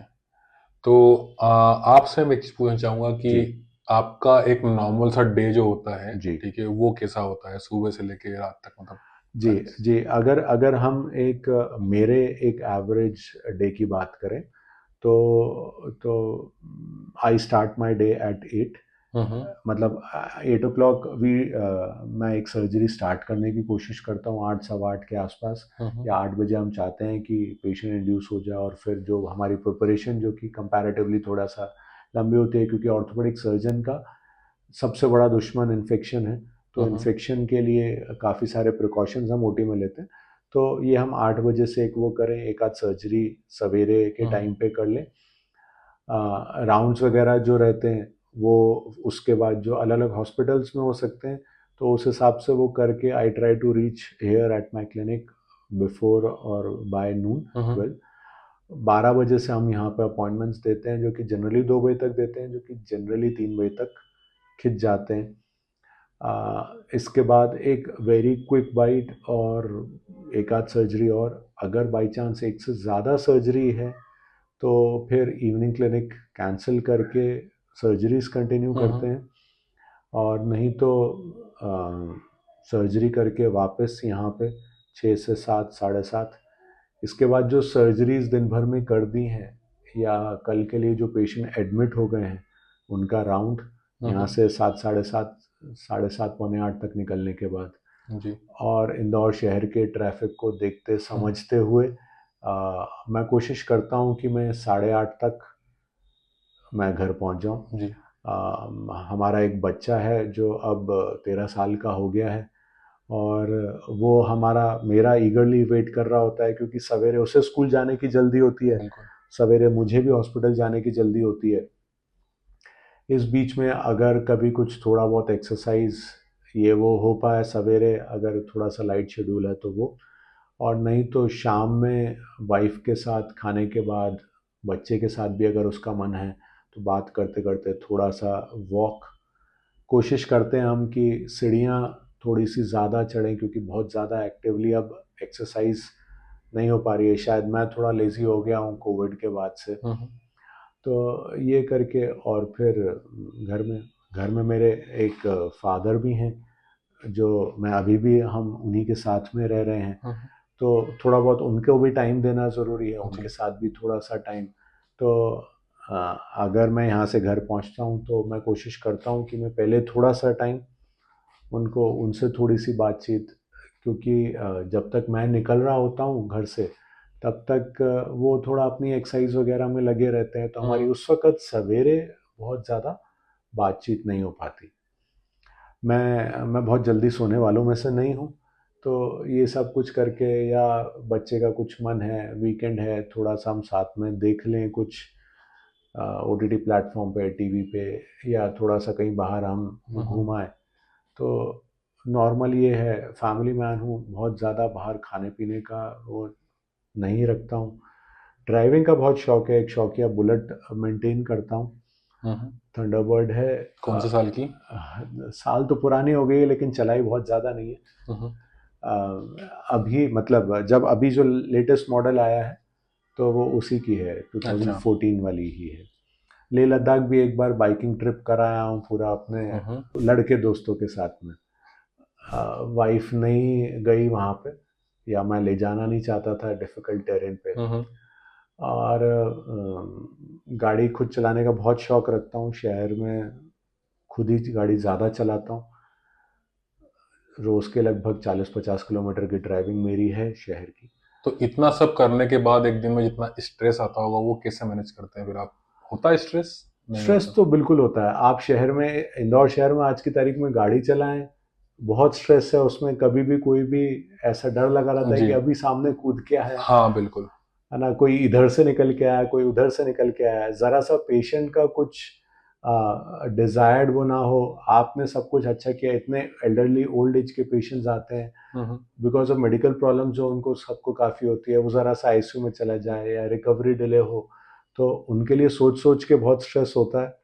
लेकिन एक छोटा सा, चूंकि हम दोनों डॉक्टर हैं और हम दोनों इस चीज़ के स्ट्रेस को अपने को बहुत अच्छे से समझते हैं, एक दूसरे से बात करके हम स्ट्रेस को बिल्कुल ख़त्म करते हैं। मेरी लाइफ पार्टनर मेरी सबसे अच्छी फ्रेंड भी हैं, और हम दोनों एक दूसरे को देख के समझ जाते हैं कि भाई ये कुछ गड़बड़ चल रहा है। जी। तो ये फ़ोन पे बात कर लेना, ये एक बहुत अच्छा हमारे लिए, या बैठ के 5 मिनट बात कर लेना स्ट्रेस बस्टर होता है। हम्म। क्लिनिक पे बीच में टाइम मिलता है तो एक छोटा सा स्नैक हम साथ में फ्रूट्स का ले लेते हैं, और उस वक़्त 5 मिनट साथ बैठ जाते हैं। हमने हमारे बेटे को हमेशा से एनकरेज किया है कि तू मेरे को 5 मिनट शाम में ये बता कि आज तूने सारा दिन में क्या किया? जी। और इन रिटर्न वो भी मेरे से पूछता है। हम्म। अब तो बिल्कुल पूछने लग गया है कि आपने सारा दिन क्या किया? How was your day? How it went? Hmm. तो उसमें उससे बात करके आज ऐसा हुआ, ये ऐसा हुआ, ऐसा नहीं होना चाहिए था, ऐसा हुआ, ठीक है, ऐसा ऐसा देखेंगे, इसको ऐसा करेंगे। और बात करते करते में क्या इसके लिए हम और कर सकते हैं, वाइफ से बात करते हुए, को डॉक्टर से बात करते हुए इसके कुछ आइडियाज़ निकल के आते हैं। कुछ पेशेंट्स ऐसे होते हैं जो कि एब्यूसिव होते हैं और झगड़ा करने आते हैं? जी, बिल्कुल। ये तो आज की तारीख में इंडिया में अगर आप प्रैक्टिस कर रहे हैं तो ये बिल्कुल है। और बिल्कुल ऐसा होता है। और हमारे पास तो चूँकि ऑर्थोपेडिक ट्रॉमा जो बहुत आता है, मारपीट वाले भी आते हैं, सब आते हैं, सब तरीके के आते हैं। ड्रंकन ड्राइविंग वाले एक्सीडेंट्स भी आते हैं। और इन सब में तो ये थोड़ा-सा ज़्यादा ही होता है। कितने ऐसे पेशेंट्स आते हैं जो फ्रैक्चर होने के बाद 20-20, 25-25 दिन तक घर में अपने मदर फादर को लेटा के रखते हैं, क्योंकि मेडिकल प्रॉब्लम्स होती हैं, और इतने दिन लेटे रहने के बाद ऑलरेडी उनको पल्मोनरी एम्बोलिज्म और ये और वो सब कुछ कॉम्प्लिकेशंस डेवलप हो चुके होते हैं। हम्म। और फिर वो एक्सपेक्ट करते हैं कि आप डॉक्टर नहीं, आप तो भगवान हैं, आप तो कुछ ऐसा जादू की जड़ी घुमाएंगे या चुटकी बजाएंगे और मैं तो मेरे फादर को कल चला के ले जाऊंगा। जी। कुछ कुछ ऐसा भी होने लग गया है इंडिया में कि डॉक्टर का जब एक पेशेंट का इलाज कर रहा है तो कुछ स्टेजेस बन गई हैं कि जब तक आपने इलाज नहीं किया है, जब वो आपके पास पहली बार लेके आए हैं और आप उन्हें ठीक हो सकते हैं इसकी उम्मीद जगाते हैं, तो आप भगवान हैं। जी बिल्कुल। और फिर जब आप ऑपरेशन कर देते हैं और सब कुछ बता देते हैं तो आप बहुत अच्छे इंसान हैं। और जब पेशेंट को जो बताया जा चुका होता है कि ये ऐसा ऐसा बिल हो सकता है, ऐसा हम्म। बिल बनेगा, और वो हाँ करते हैं, और उसके बाद जब उनको बिल मिलता है तो आप लुटेरे हैं, आप हैवान हैं। तो वही डॉक्टर भगवान, इंसान और हैवान में आ जाता है। जी। और बहुत बहुत छोटे से 3-4 दिन के गैप में ये स्टेजेस देखते हैं। हम्म। और कुछ इंडियन माइंडसेट ऐसा हो गया है कि जो जो वो ये चाहता है कि जो डॉक्टर है वो तो सब सब कुछ फ्री में करे, हम्म। क्योंकि वो ऐसा मानने लग गए हैं, या उनको ऐसा कुछ भ्रमित इन्फॉर्मेशन है कि डॉक्टर को टैक्स नहीं देना पड़ता, डॉक्टर को खाने पीने का कुछ चार्ज नहीं लगता, वो सरकार उनको सब कुछ फ्री में देती आई है। डॉक्टर जब गाड़ी खरीदने जाता है तो उससे पैसे नहीं लिए जाते, डॉक्टर से रेंट नहीं लिया जाता, या उसके फ्लैट का मेंटेनेंस नहीं लिया जाता, हम्म। या उससे बिजली का बिल नहीं लिया जाता। क्योंकि मोस्ट ऑफ द डॉक्टर्स जो है सिर्फ यही एक पेशे से अपना घर चला रहे हैं। हाँ जी। और अगर इसी बात के जो जिसके लिए उन्होंने, जब सरकार ने पढ़ाई जब कराई गवर्नमेंट मेडिकल कॉलेजेस में किया तो इतनी फीस लगी, और आज वो फीस उससे बहुत गुना ज़्यादा हो चुकी है। जी। और आज की तारीख में बच्चों की फीस किस तरह से बढ़ती चली जा रही है। आप कुछ एक कपड़ा खरीदने चले जाएं, उसके दाम, अपनी गाड़ी में पेट्रोल डीजल डलाने चले जाएं तो उसका दाम कहाँ आसमान छू रहा है। और जब वो वही डॉक्टर उसी काम के लिए जब वो पैसे मांग रहा है तो वो लुटेरा है, हैवान। जी, बिल्कुल सही बात है। जी अच्छा, एक चीज़ और कि ये सुना जाता है कि मेडिकल कॉलेज में रैगिंग बहुत ज़्यादा होती है। जी आपके पास कोई ऐसी स्टोरी है मेडिकल कॉलेज की जब आपकी रैगिंग या आपने किसी की रैगिंग ली हो? जी जी मेरी मेरी रैगिंग हुई। मेरा एक कज़न था जो डिस्टेंट कज़न था, जो 3 एक साल 4 साल सीनियर था। और वो थोड़ा दादा भाई टाइप का था कॉलेज में। और उन्होंने बिल्कुल स्ट्रिक्ट इंस्ट्रक्शंस दे रखे थे कि जो कॉलेज में यूनिफॉर्म होती है वो पहन के नहीं आओगे तुम मेरे भाई हो। और उन्होंने बहुत लोगों की रैगिंग ले रखी थी। जी। और कॉलेज में जब हम घुस रहे थे तो ये बात बिल्कुल पता थी कि ये है। और मैं तो बिल्कुल प्रॉपरली आइडेंटिफाई हुआ पहले दिन जब मैंने कॉलेज में घुसने की कोशिश की, because I was not in the proper uniform which was expected. तो जो मैं आपको बता रहा हूँ कि कॉलेज में घुसने की कोशिश की, ओके। क्योंकि मैं उस दिन पहले दिन जब हमारा 1996 में मेडिकल कॉलेज स्टार्ट हुआ तो मैं घुस नहीं पाया था। मैं बाहर से ही पकड़ लिया गया था। बाहर से ही इतने थप्पड़ पड़े थे, इतने थप्पड़ पड़े थे कि लाइफ में शायद टोटल मिला के कभी इतने पढ़े या पढ़ेंगे इसकी उम्मीद नहीं है। और एक अच्छा मेधावी छात्र रहा हूँ शुरू से आखिरी तक। घर में भी ऐसा कभी कुछ नहीं था। तो मतलब मैं तो खड़े नहीं हो पा रहा था और फीवर वगैरह जैसा लग रहा था, और मैं तो वापस घर आ गया कि नहीं भैया today I can not enter. जी।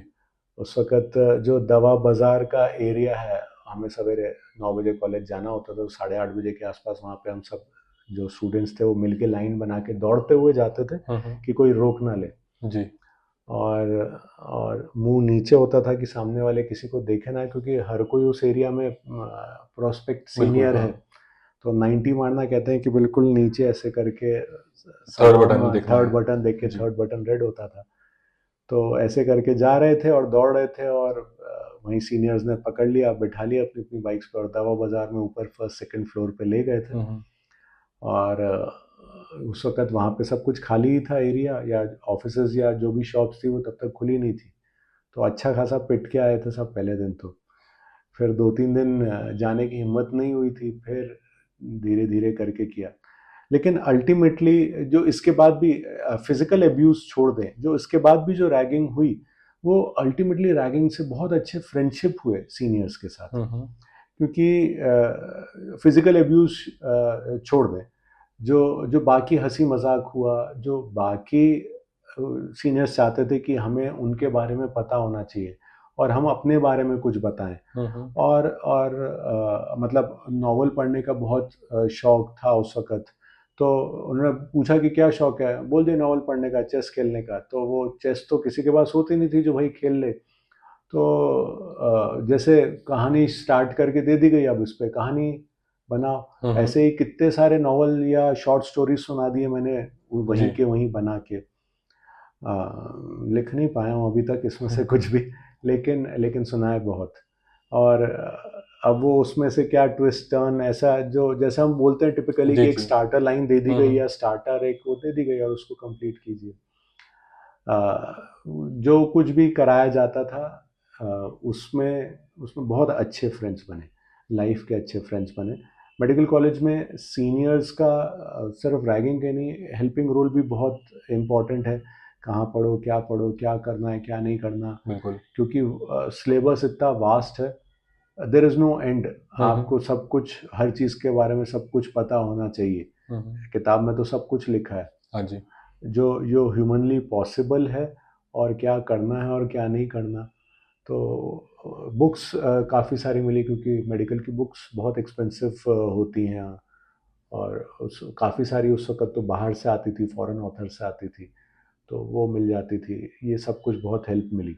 अभी कुछ दिन पहले ही मैं बात कर रहा था मेरे एक दोस्त से, मैंने उसको कहा कि इंजीनियरिंग हमने करी है, हमें अभी तक याद नहीं है कि हमने क्या पढ़ा था। जी लेकिन डॉक्टर्स ही एक ऐसा प्रोफेशन है जो अगर भूल जाए कभी जी तो फिर प्रॉब्लम हो जाएगी। जी, there is a saying that we cannot afford to forget. Correct. क्योंकि इंजीनियर्स, अगर आप मैकेनिकल इंजीनियर भी हैं या कंप्यूटर इंजीनियर जो भी हैं, तो आप एक एक चीज़ से डील कर रहे हैं, हाँ जी। और हम एक एक लाइफ तो हमारे सामने बैठी है, और उस लाइफ के साथ जितने इन्वॉल्व लोग हैं उन सारी की सारी लाइफ के साथ हम डील कर रहे हैं। हम्म। सो आप क्या कपड़े पहन के आए हैं, आप क्या दिख रहे हैं, ये सारे बहुत इम्पोर्टेंट पैरामीटर्स होते हैं हमें पेशेंट के बारे में डिसीजन लेने के लिए, जी। कि what can be the best for him और हर। और ऐसे बहुत सारे पेशेंट होते हैं कि जो आपके पास दो तरीके हैं कान पकड़ने के, आप ऐसे भी पकड़ सकते हैं, ऐसे भी पकड़ सकते हैं, बट उसके लिए क्या है, वो पेशेंट आपके ऊपर चॉइस छोड़ता है। जी। तो वो उसके लिए आपको डिसीजन लेना है, and that decision should be the best for not just the patient, for his life, for the life associated with him और हर, फॉर द लाइफ डिपेंडेंट बिल्कुल। ऑन हिम और हर।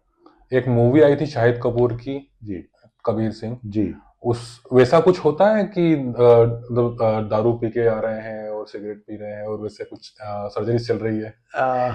देखिए, ये इंडियन मूवी है, ये सत्य नहीं है। ये ऐसा नहीं होता है, ऐसा नहीं होना चाहिए, क्योंकि जब आप एक पेशेंट को देखते हैं, एक पेशेंट को ऑपरेट कर रहे हैं, और आपने कभी देखा हो नहीं देखा हो, जब एक छोटी सी आर्टरी कटती है और जो खून की पिचकारी निकल जी। के आती है, so this is the biggest adrenaline rush for a doctor. और आप रात में 2 बजे उठा के भी सर्जरी करा रहे हैं, और एक बार आपको एक बूंद खून की दिख जाए, तो वो नींद वींद क्या है, वो सब कुछ गायब हो जाती है। जो जो हमारे रेजिडेंसी के पीरियड होता था, टाइम होता था, वक्त निकाले, उसमें कितनी बार ऐसे हुए कि 2-2 3-3 दिन तक कंटिन्यूसली ड्यूटी है, वीकेंड ड्यूटी आ गई, या कोई आपका फ्रेंड नहीं है, आप उसकी ड्यूटी कर रहे हैं। सो जो ऐसे 2-2 3 की कंटिन्यूस ड्यूटी आ गई हैं, आप 72 घंटे से सोए नहीं हैं, लेकिन आप उस वक़्त भी जो भी ये कर रहे हैं, वो उस वक़्त आपको ऐसा कोई नींद और ये वो नहीं आ सकती है। और जो कबीर सिंह आप मूवी की बात कर रहे हैं, I don't think so it happens, it exist in the practical life. In the practical life.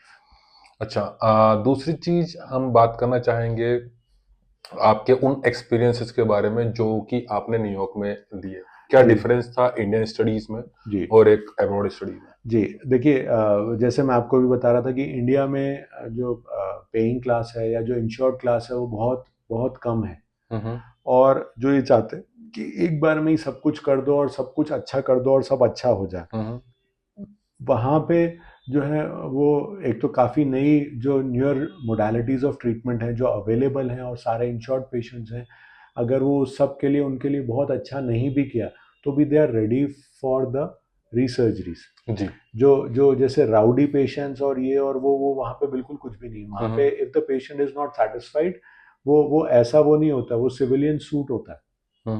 वो आपकी लाइफ पे थ्रेट हो या आपको मारपीट हो जाए, ऐसा कभी नहीं होता, वो बिल्कुल सिविलियन तरीके से रहेगा।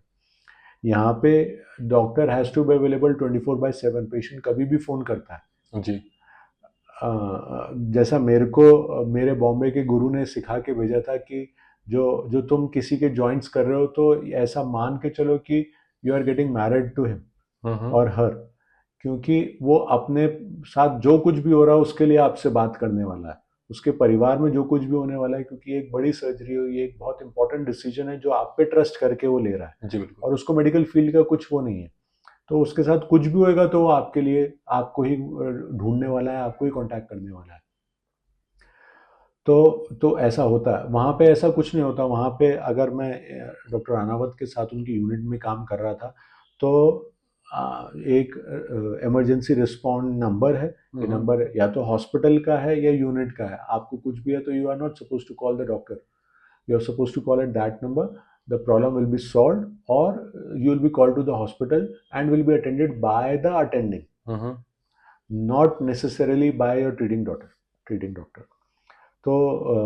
तो इस तरह से है वहाँ पे। जो वर्क और लाइफ बैलेंस है वो यहाँ से बहुत अच्छा है, कि आप you are suppose to be in hospital by 7, so you will be there at 7, but you are suppose to leave by 5, so you leave by 5। आप इतने घंटे के लिए वहाँ पे काम कर रहे हैं तो आप 100% वहाँ के डेडिकेशन के साथ वहाँ के लिए काम करेंगे, पेशेंट्स के लिए। आप एक बार हॉस्पिटल से निकल गए तो जो पीछे से आके आपके ड्यूटी लेके वो काम कर जी। रहा है या जो इमरजेंसी को मैनेज कर रहा है वो उसकी रिस्पॉन्सिबिलिटी है। Hmm. So you don't have to bother. और अनलाइक इंडिया, यहाँ पे तो मेडिकल पे जाके आप कोई भी दवाई ले सकते हैं। बिल्कुल। वहाँ पे प्रिस्क्रिप्शन के बिना पेन किलर्स भी मिलना इम्पॉसिबल है। तो ऐसे में अगर किसी को पेन हो रहा है और वो वीकेंड है, वो संडे है, सैटरडे है या इवनिंग में है, और उसके लिए भी वो आपको अटेंडिंग को या जो रिस्पांस नंबर है उसको कांटेक्ट करता है। और फिर अगर वो पहचानता है हाँ ये पेशेंट है और ये समझता है कि ऐसा ऐसा हो गया and he just needs a prescription of pain killer, तो वो पेन किलर का प्रिस्क्रिप्शन भी देना पड़ता है। बिल्कुल। क्योंकि जब तक डॉक्टर ने प्रिस्क्रिप्शन नहीं दिया है तब तक ना केमिस्ट देगा ना आपका मेडिक्लेम उसको रियम्बर्स करेगा। बिल्कुल। सो ये सब चीज़ों के लिए भी आप एक बार निकल चुके हैं तो निकल चुके हैं। वहाँ पे कंपैरेटिवली आज मुझे ऐसा लगने लगा है कि डॉक्टर्स की रिस्पेक्ट शायद ज़्यादा है। हम्म। क्योंकि वहाँ पे डॉक्टर बनना यहाँ से अभी भी ज़्यादा मुश्किल है, बिल्कुल। ज़्यादा लंबी पढ़ाई का वो है। जैसा मैं बार बार कहता हूँ कि शायद वहाँ पे mediocrity is becoming the rule hmm. Rather than excel. तो वहाँ पे number of young people who want to become doctors is very low. क्योंकि वहाँ पे पढ़ाई जो डॉक्टरी की है वो बहुत ज़्यादा लंबी है इन कंपैरिजन, और महंगी भी उतनी ही ज़्यादा है। हम्म। तो इसलिए number of young people who want to become doctors वो लेस है, इसलिए उनकी कद्र शायद अब यहाँ से वहाँ ज़्यादा होने लग गई है। ये रामराज की बात हो गई है कि डॉक्टर भगवान है और ये वो। अब ऐसा नहीं होने लग गया है। और स्पेशली जब से कुछ गवर्नमेंट ने ऐसे रूल्स बनाए हैं कि डॉक्टर्स कंज्यूमर कोर्ट में आने लग गए हैं, हम्म। तो तब से आई थिंक सो जो जो रिस्पेक्ट थी शायद वो थोड़ी सी और कम होने और लग कम गई। हुई है। आप उसको एक गवर्नमेंट ही बोल रही है कि डॉक्टर को एक कमोडिटी की तरह यूज़ किया जाए। जो कंज्यूमर है वो उनकी सर्विसेज को कंज्यूम करेगा और सर्विसेज से खुश नहीं है तो कंज्यूमर कोर्ट पे सेम यूएस में या बाहर भी तो होता है कि आप उनको सू कर सकते हैं। जी स्यू कर सकते हैं, लेकिन वो कंज्यूमर कोर्ट में स्यू नहीं कर सकते हैं। ओके। वो वहाँ पे डॉक्टर को कमोडिटी की तरह नहीं ट्रीट किया जाता है। हम्म। स्यू कर सकते हैं लेकिन थप्पड़ नहीं मार सकते हैं। जी। बिल्कुल। हम्म।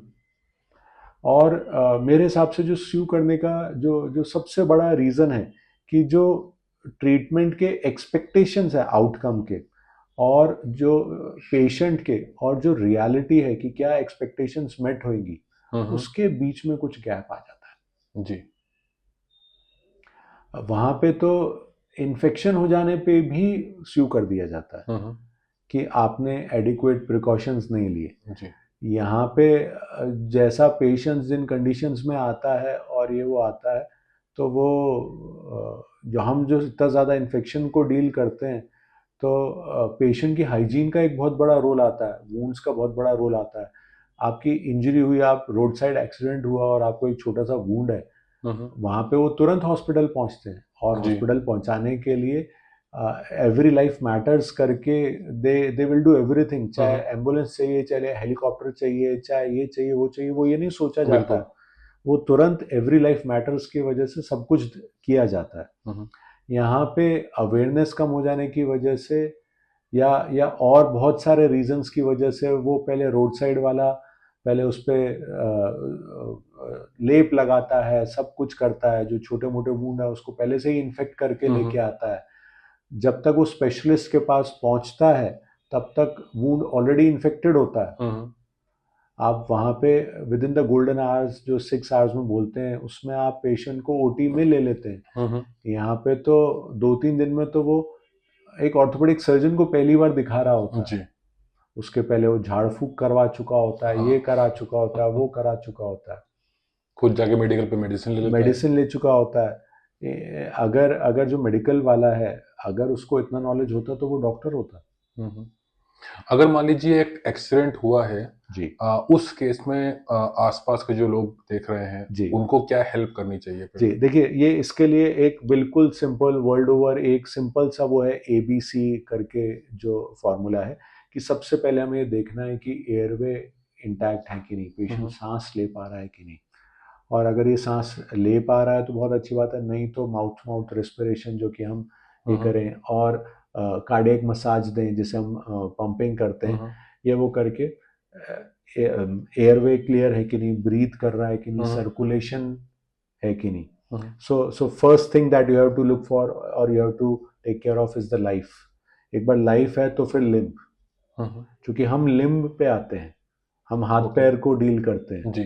तो पहले लाइफ सेफ है, सिक्योर है, हुँ, हुँ, तो उसके बाद फिर लिम्ब की बात करेंगे।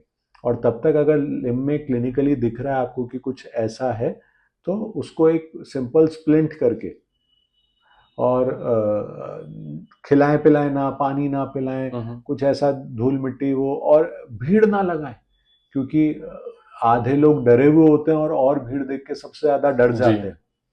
और आज की तारीख में इंडिया में और स्पेशली एमपी में 108 का इतना अच्छा वो चल रहा है।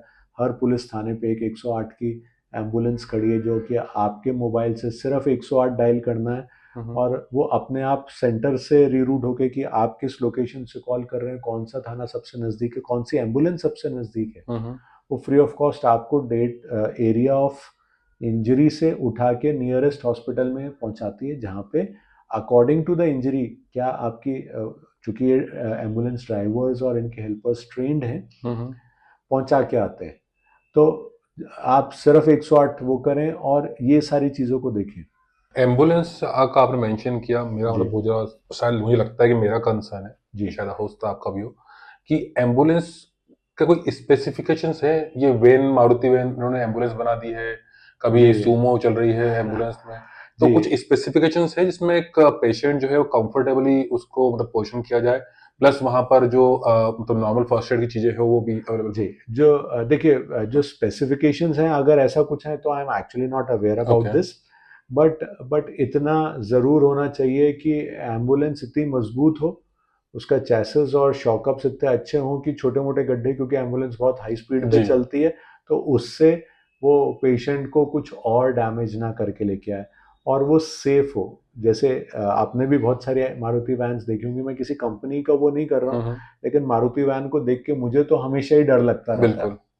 हुँ, हुँ, तो और उसमें जो फर्स्ट एड, जो स्प्लिंटेज और airway breathing, circulation, Ambu bag, intubation, cervical collar हुँ, हुँ, और प्रॉपर स्ट्रेचर, और इतनी बड़ी उसमें स्ट्रेचर को अंदर लेटाने की जगह हो जिसमें कि पेशेंट कंफर्टेबली जी। ट्रांसपोर्ट किया हुँ, जा हुँ, सके। अब कोड ब्लू एम्बुलेंसेस थोड़ी सी अलग हो गई हैं जिसमें वेंटिलेटर होना ज़रूरी है। हुँ, हुँ, तो आप अगर कोड ब्लू एम्बुलेंस है जो कि कार्डियक के लिए है, या रिस्क टू लाइफ के लिए है, जिसमें जो उसका ड्राइवर है या हेल्पर है, असिस्टेंट है, उसको इंट्यूबेट करना भी आना चाहिए, हुँ, हुँ, जो सांस लेने के लिए नली डालना आना चाहिए और उसको कनेक्ट करके वेंटिलेटर पे होना चाहिए along with all the life saving drugs. हुँ, हुँ, तो ये कोड ब्लू एम्बुलेंसेज हैं, ये अब आपको ज़्यादा दिखेंगी और ये छोटी मारुति वैन्स नहीं दिखेंगी। ओके। ये मुझे ऐसा लगता है कि जो मारुति वैन वाली जो है वो हॉस्पिटल्स से ट्रांसपोर्ट करने के लिए ज़्यादा कॉमनली यूज़ एटलीस्ट होने लग गई हैं हुँ, या हुँ, हैं, या काफ़ी सारे हॉस्पिटल्स में जैसे कि सीटी एमआरआई की फैसिलिटी नहीं होती, तो ये इन सब के लिए ले जाने लाने के लिए वो ज़्यादा यूज़ एटलीस्ट आज की तारीख में होने लग गई हैं। सुमो शायद आजकल अब कम हो गई हैं और वो टेम्पो ट्रैवलर ही सबसे ज़्यादा जी। दिखाई देते हैं, जो कि कंपैरेटिवली थोड़े से मजबूत भी हैं, हुँ, जगह हुँ, भी होती है और ये सारी चीज़ों के लिए उसमें सुविधा भी रहती है। ओके।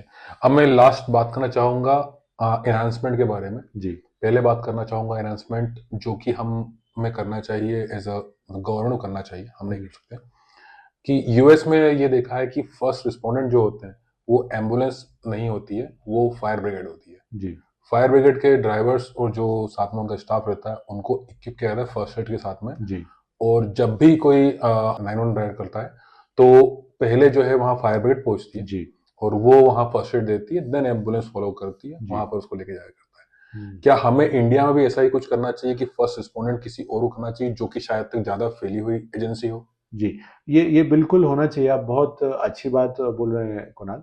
ये जैसे गवर्नमेंट बहुत सारे अच्छे स्टेप्स लेती चली जा रही है, मेरे को लगता है ये भी बहुत जल्दी स्टेप लेना चाहिए कि एक कुछ या तो ऐसा कोर्स होना चाहिए या ऐसी एक टीम खड़ी होनी चाहिए जो कि ऐसे फर्स्ट रिस्पोंडेंट्स हों, हम्म। जो बेसिक उस पे हों। जो यूएस में सबसे पहले एक फायर ब्रिगेड भेजने का जो रूल है, वो इसलिए है क्योंकि अगर वो फायर लगी है, तो it is going to involve a lot of people. जी। अगर एक घर की फायर है तो घर में एक से ज़्यादा व्यक्ति होना, या एक अपार्टमेंट कॉम्प्लेक्स की फायर है तो हम्म। उसमें लाखों या हज़ारों लोगों के होने की संभावना है। हम्म। और ये सारे के सारे उन सबको बचा पाएंगे। एम्बुलेंस एक एट अ टाइम एक आदमी को शिफ्ट कर पाएगी। हम्म। और उन्होंने इस फायर ब्रिगेड के जो जितने भी पर्सनल हैं उनको इस फर्स्ट एज के लिए, ट्राइज के लिए ट्रेन किया है। जी। तो वो एक एम्बुलेंस पानी भी ले जाती है, उसके साथ पाइप्स भी ले जाती है और बहुत सारे लोगों को भी ले जाती है। तो अगर यहाँ पे भी ऐसा कुछ किया जाए, और बेसिक लाइफ सपोर्ट मेजर्स जो हैं, जो ATLS जिसे हम कहते हैं, हम्म।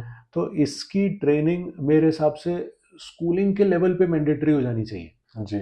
ताकि हर स्कूल में हर बच्चा पढ़ने वाला एक ऐसी इमरजेंसी सिचुएशन को मैनेज करने के लिए हम्म। वो रहे, कैपेबल रहे। और ये कोई बहुत मुश्किल ट्रेनिंग नहीं है। ये कुछ कुछ इनिशिएटिव्स की उससे पुलिस वालों को भी ये ट्रेनिंग दी जा रही है। जी।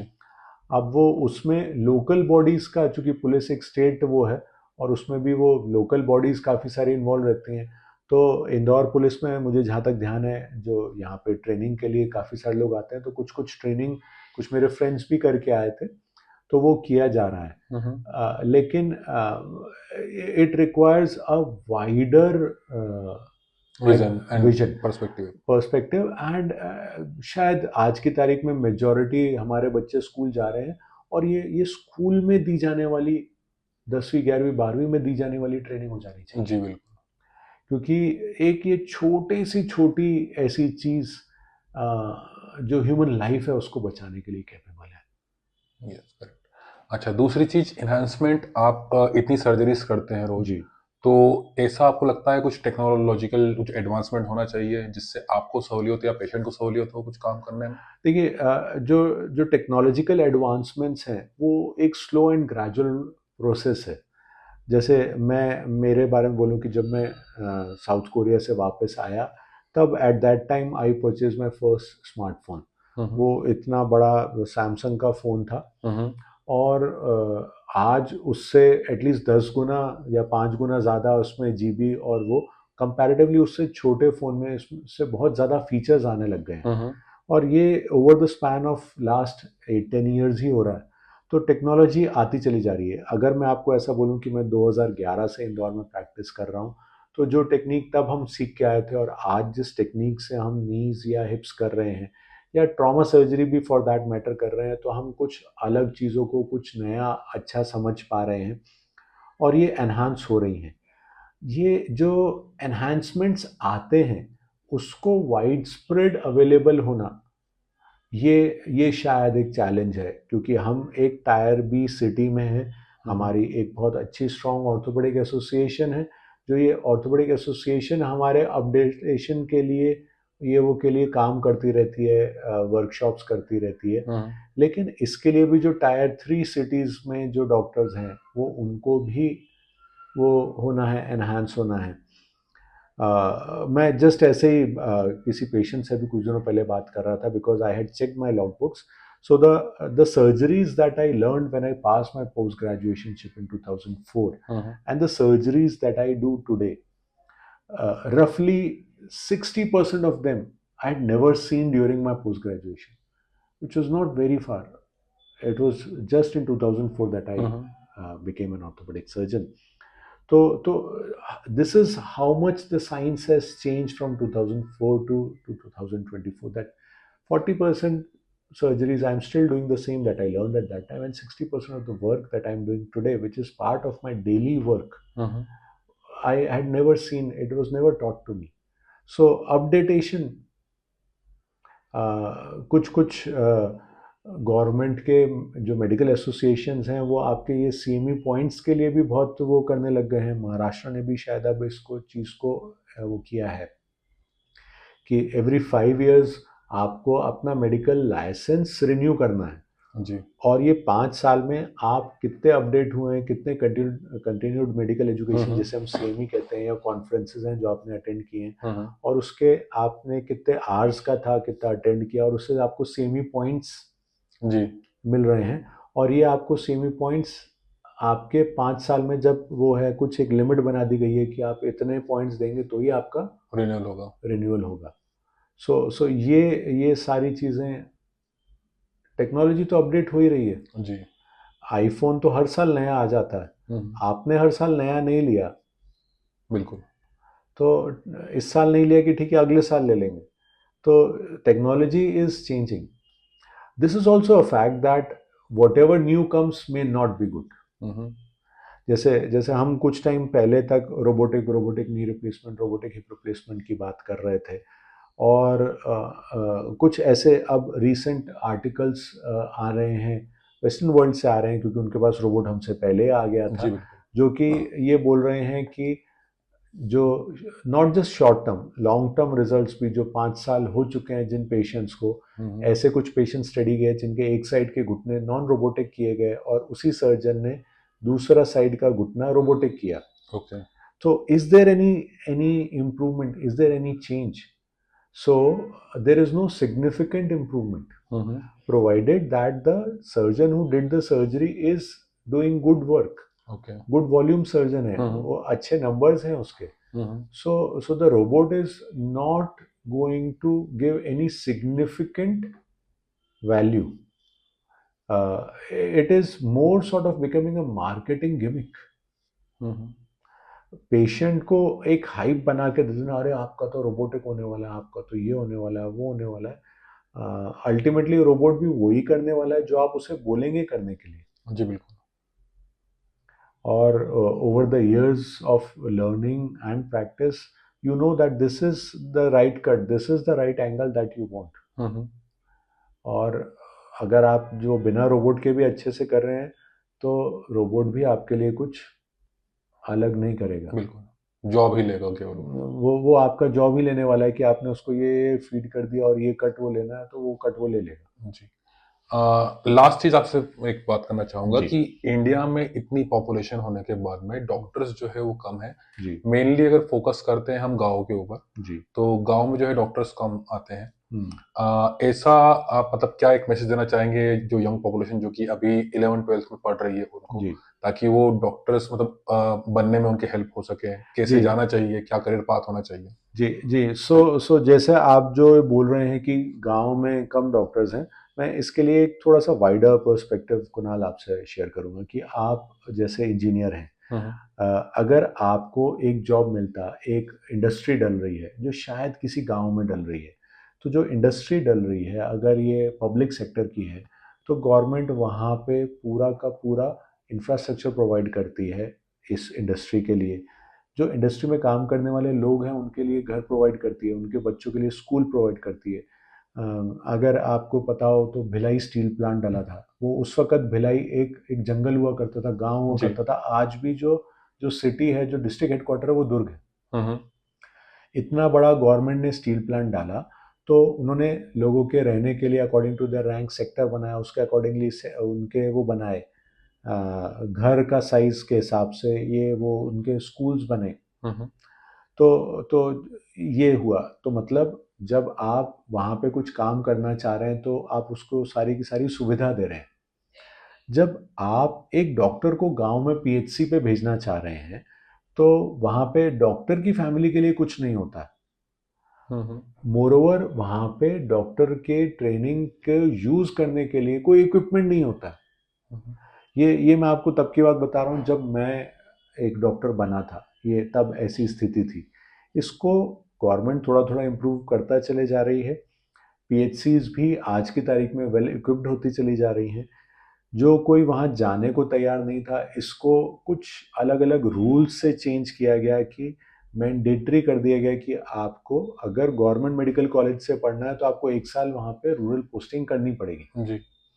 और उसके बाद अगर आप पीजी कर रहे हैं तो उसमें आपको रिलैक्सेशन है, क्योंकि चूंकि आप पोस्ट ग्रेजुएट हो गए हैं तो आप फिर डिस्ट्रिक्ट हॉस्पिटल लेवल, मतलब आप प्राइमरी हेल्थ सेंटर एक्चुअली गांव के लेवल पे ना जाते हुए जो डिस्ट्रिक्ट हॉस्पिटल में भी स्पेशलिस्ट होते हैं, तो वहाँ पे आपको 1 साल काम करना पड़ेगा, जिसमें कि आपके जो पोस्ट ग्रेजुएशन के एक्वायर्ड स्किल्स हैं उसे आप यूज़ कर पाएँ। तो ये हो गया, और फिर उस पर एक बॉन्ड कर दिया गया कि वे आउट की अगर आपको ये छोड़ना है तो वो 1 साल की आपकी salary you have to give to the government. So ये तो एक ये हुआ कि गवर्नमेंट ने क्या किया इसको थोड़ा सा इम्प्रूव करने के लिए, और अगर वो इसको और थोड़ा सा इम्प्रूव कर दे, जैसा कि अब गांव के स्कूल्स और ये वो सब अच्छे होते चले जा रहे हैं, रोड्स अच्छे होते चले जा रही हैं, तो जो वहाँ नहीं भी रहना चाहे वो भी गांव में जाके जॉब कर पा रहा है। एक जो यंग जनरेशन के लिए मैं मोटिवेशन देना चाहूँगा कि जैसे हम देखते हैं कि जो पिरामिड होता है वो टॉप पे तो बहुत छोटा सा होता है जी। और बॉटम पे बहुत फैला हुआ होता है। हम्म। सो जो हम बॉटम ऑफ पिरामिड की बात करते हैं, जो गोल्ड है, जो जो दफनाया गया हुआ पिरामिड में है, वो तो बॉटम पे ही है, टॉप पे नहीं है। सो डेफिनेटली आप इस बात के बारे में ज़रूर सोचें कि आज की तारीख में गाँवों में भी फैसिलिटीज़ अच्छी हैं, वहाँ पे बॉटम ऑफ द पिरामिड है, वहाँ पे आपको नंबर ऑफ पेशेंट्स काफ़ी हैं जो कि समहाउ शहर आने के लिए कैपेबल नहीं हैं, या शहर के नाम से डरते हैं, या उनको हर बार फॉलोअप के लिए आना मुश्किल होने वाला है। So going to a comparatively smaller place is not that bad. When I was about to plan my practice, मैं मुंबई छोड़ के इंदौर आया। जी। वो ऐसा नहीं था कि मेरे पास मुंबई में सेटल होने की वो नहीं थी, पॉसिबिलिटी नहीं थी या अपॉर्चुनिटी नहीं थी, but I preferred coming to my hometown. My father was living here, and I wanted to stay with him to work here. So अगर आप एक comparatively छोटी जगह से हैं और वहाँ पे आपके roots हैं, तो going back to their roots is not a bad idea at all. In present scenario, when we are seeing that there is overcrowding of doctors of every specialty at the city level and lack of these facilities at a comparatively smaller level. सो आपको super specialist बनने की ज़रूरत नहीं है, आपको सिर्फ एक specialist बनने की ज़रूरत है, और आपको जो आपने स्पेशलिस्ट लेवल पे जो सीखा है वही सारी फैसिलिटीज़ प्रोवाइड करनी है। जो कुछ पेशेंट्स हैं जिनको सुपर स्पेशलिस्ट की ज़रूरत है वही रेफ़र किए जा सकते हैं बड़े सेंटर्स में, बाकी चीज़ें डील की जा सकती हैं छोटे स्तर के ऊपर। जी। जी। ठीक sir, thank you very much आपका थैंक यू, समय देने के लिए। Thank you Kunal, thank you ठीक, for being thank so you. Patient with me.